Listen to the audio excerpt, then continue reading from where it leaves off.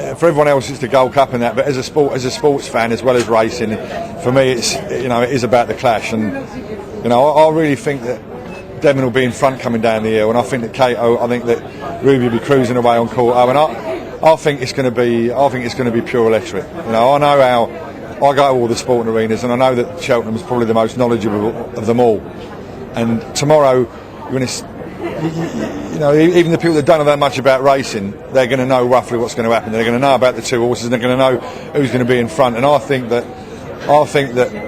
when Chelteham comes to challenge, or when they're coming flying down the hill, I think there's going to be an atmosphere here tomorrow that everyone who's here is going to remember forever and ever. And I think that very few sporting events really do that.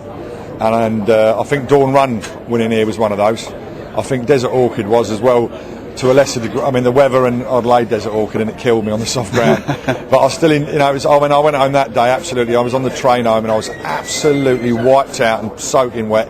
But I still thought when I was here, and even though it was painful, I did actually enjoy it, because there was such a, when Yahoo sort of semi-refused and Desert Orchid was getting up, Dawn Run was out of this. But I really think this tomorrow, even after the race, I just think that real buzz, that couple of seconds when it's all going to be decided, when Chelteham comes to challenge, I think it's going to be great. Whoever wins, I think there's going to be that 1 or 2 seconds where we're all going to find out. I think it's going to be, Do you think it'll be over that quickly? Yeah, I do. That sort of split second decision? I think Chelteham will go past decisively and do us for toe.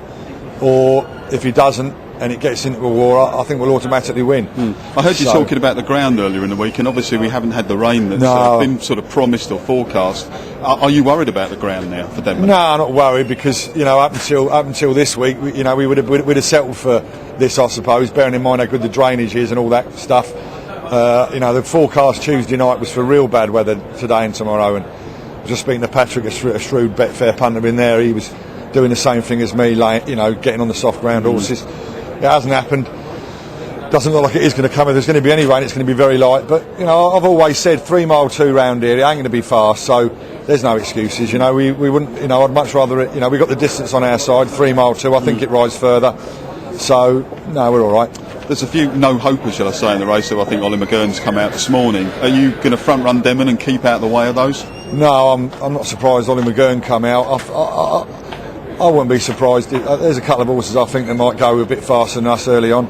I don't understand these lunatic horses in the race, these 1,000-to-1 chances. If I owned a horse that had no chance, I wouldn't, for 2 reasons. First of all, I wouldn't go near Cato or Denman in a million years anyway, especially a horse like Denman.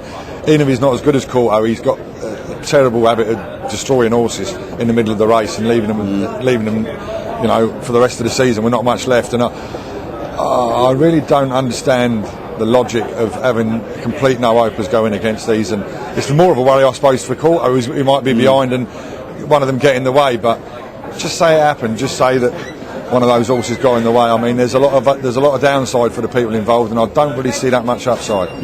Obviously, if Denman doesn't win, and we're all on sort of one way or the other on that one, you'd be hoping that Chelteham wins. Oh, no doubt.